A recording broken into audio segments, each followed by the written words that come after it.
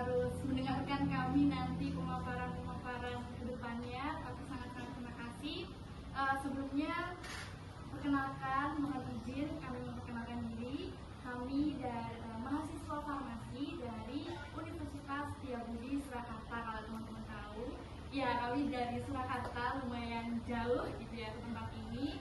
Dan mengapa kami ada di sini? Kami ada di sini sama-sama ingin belajar dengan teman-teman semuanya, mas-mas dan mbak-mbak dan adik-adik juga, belajar tentang penyakit dan juga penanganannya. Nah, di sini kami izin memaparkan nanti beberapa materi yang sudah kami siapkan juga sebagai mahasiswa yang berkuliah di kesehatan. Ya, kami tentunya memberikan informasi seputar kesehatan dan supaya pemaparan kami nanti bisa bermanfaat bagi teman-teman semuanya. Ya, kita sama-sama belajar, jadi santai aja gitu ya teman-teman, nggak perlu malu, nggak perlu tegang gitu ya, jadi nggak usah serius-serius amat gitu ya, kita nggak gigit kayak kita nggak gigit gitu ya, jadi santai aja ya teman-teman, mas-mas dan mbak-mbak. Jadi habis ini akan langsung ada pemaparan seputar kesehatan, ada 3 pemaparan, dan aku himbau juga dari awal kalau nanti teman-teman semua aktif gitu ya dalam pertanyaan atau ada yang bertanya gitu tentang apa yang sudah kami paparkan gitu ya, pasti mungkin ada yang bertanya gitu ya. Nah, kami akan memberikan juga apresiasi seperti itu buat teman-teman yang aktif bertanya gitu. Oke, jadi nggak usah malu-malu di sesi-sesi kali ini, jadi kita sama-sama belajar gitu ya, dua arah gitu ya, jadi dari kami juga, dari teman-teman juga. Nah, sebelumnya mungkin ngapunten mas-mas boleh maju supaya masuk di kamera, karena ini kami menjalankan program ini atau promosi kesehatan ini juga menjadi salah satu tugas gitu teman-teman, salah satu pemenuhan tugas kami ya di mata kuliah kami. Jadi perlu adanya laporan ke dosen seperti itu. Jadi sangat dimohon mungkin mas-mas boleh maju ke depan supaya bisa in frame. Boleh? Santai aja guys, santai. Nggak usah malu-malu. Ya boleh ya, sebentar aja. Oh ya. Ya sudah, tidak apa-apa ya. Ya sudah, tidak apa-apa. Jadi untuk menyingkat waktu, kami mohon izin beberapa menit, beberapa jam ke depan kami mohon izin untuk memberikan sedikit informasi dan sama-sama belajar dengan teman-teman semua. Sepakat? Sepakat. Oke. Ya, kami mau langsung saja masuk ke pemaparan. Assalamualaikum warahmatullahi wabarakatuh.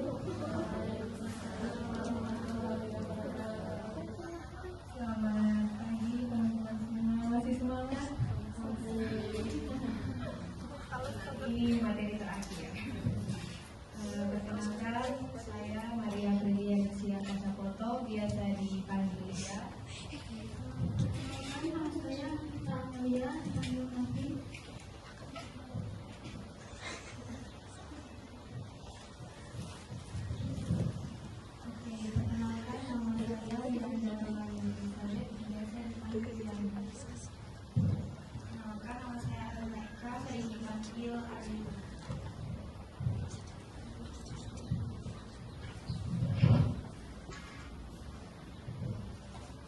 Di sini kami dari kelompok 3 akan mempromosikan kesehatan dengan tema dagu sibu obat antibiotik. Sebelumnya saya mau bertanya, istilah dagu sibu apakah adik-adik sudah mengetahui sebelumnya atau baru pertama kali dengar? Baru pertama ya? Jadi dagu sibu itu singkatan dari dapatkan, menggunakan, simpan, dan buang. Istilah dagu sibu ini diperkenalkan oleh Ikatan Apoteker Indonesia. Tujuannya untuk memberitahukan informasi kepada kita semua, kepada masyarakat secara umum, bagaimana sih cara mendapatkan menggunakan, menyimpan dan membuang obat itu dengan benar. Khususnya dalam hal ini karena kami mempromosikannya mengenai obat antibiotik, jadi mengenai Darusibu ini khususnya Darusibu obat antibiotik. Antibiotik sudah sering dengar kan? Sudah kan? Antibiotik itu apa sih? Ada yang tahu nggak?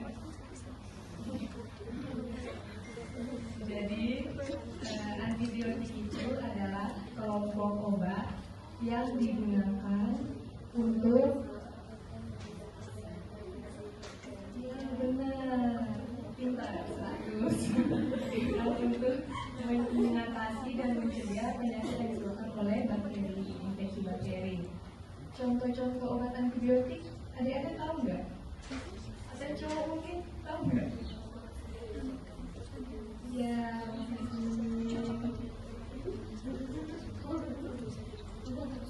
benar. Amoxicillin, ciprofloxacin, cetirizine, dan lain sebagainya. Di bawah contoh obat antibiotik itu di sini ada proses Darusibu. Yang pertama tentunya bagaimana kita mendapatkan obat dengan benar. Setelah mendapatkan obat dengan benar, tentunya kita menggunakan obat dengan benar. Lalu setelah menggunakan, pastinya kita akan menyimpan suatu obat dengan benar. Setelah menyimpan, jika sudah habis isinya, sudah habis obatnya, maka tentunya kita membuang obat dengan benar.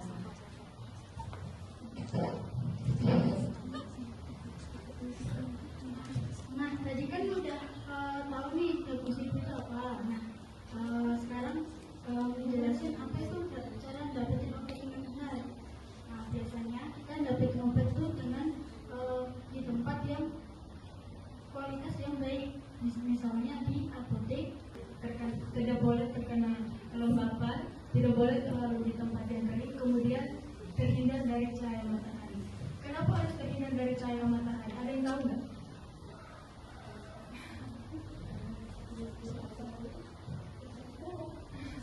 Oke, obat harus terhindar dari cahaya matahari itu biar efektivitasnya dan stabilitas obatnya itu tidak berubah. Jadi tidak berubah. Terus kita masuk pada cara membuang obat dengan benar. Di sini teman-teman bisa baca pisahkan isi obat dari kemasan. Nah, maksudnya pisahkan obat dari isi kemasan itu apa sih? Teman-teman pernah lihat injeksi nggak? Semisal benar-benar tajam, suntikan gitu. Nah itu sebenarnya di sini itu harus dibuang dengan benar ya teman-teman. Tidak boleh secara kayak langsung, oh aku langsung tempat sampah mana nih, aku mau buang, nggak boleh. Di situ harus dibuang di tempat yang khusus. Teman-teman bisa dapatkan tempat-tempat tersebut di tempat yang tadi kakak kita jelaskan, di instalasi farmasi, di apotek, di puskesmas. Baik, tadi pertanyaannya apa?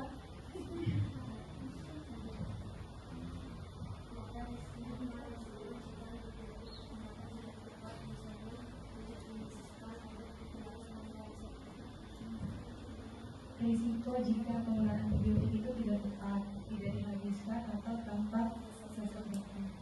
Resikonya itu bisa mengakibatkan si konsumsi antibiotik itu menjadi resisten atau kebal terhadap antibiotik, kebal terhadap bakteri. Nanti jika diminum lagi antibiotiknya, bakterinya udah kuat gitu melawan obat tersebut.